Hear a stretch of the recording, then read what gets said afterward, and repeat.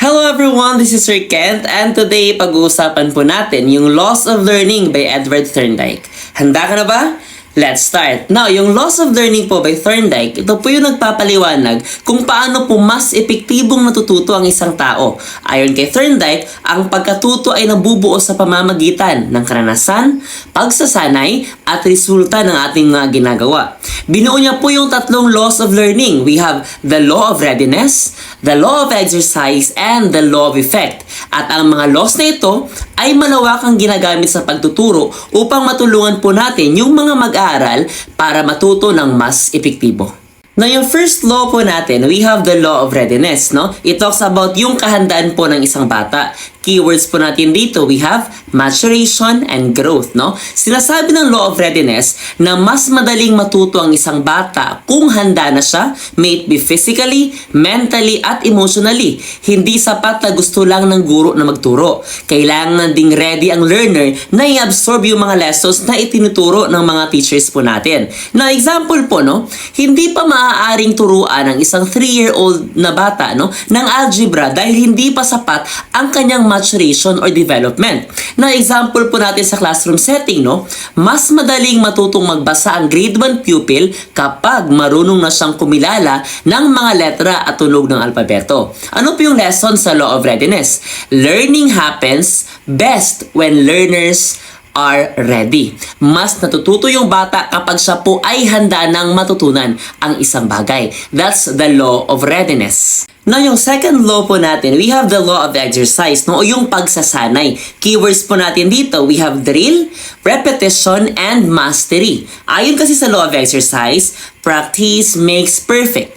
Habang inuulit-ulit ang isang kasanayan, mas lalo itong napapahusay at nagiging automatic. Example po, no, in the field of mathematics, no, kapag paulit-ulit na nagsasagot ng multiplication exercises ang isang mag-aaral, mas mabilis na niyang masasagot ang multiplication table. Second po, no, may it be in the field of music, no, habang araw-araw na nagpapractice ng piano ang isang bata, mas nagiging magaling po siya sa pagtugtog gamit yung piano. Ano po yung lesson sa law of exercise?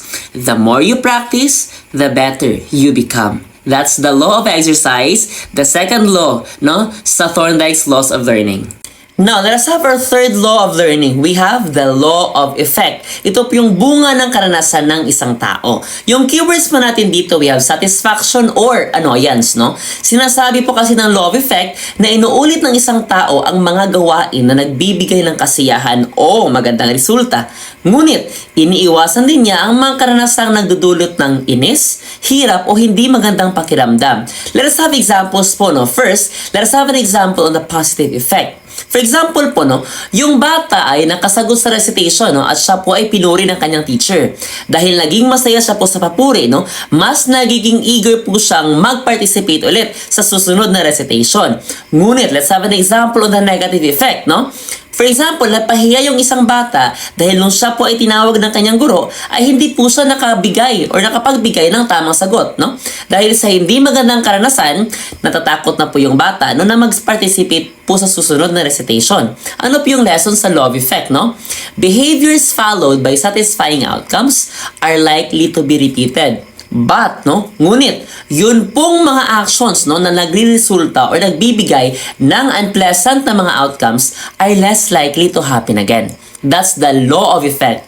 Our third law, no, ni Edward Thorndike po. Now, para mas madali po nating matandaan yung 3 laws of learning by Edward Thorndike, ito po yung mnemonic na ginagamit natin. We have ready, repeat, and reward. Let us recap, no? Kapag law of readiness, ready muna yung bata bago matuto. Kapag naman law of exercise, repeat para ma-master.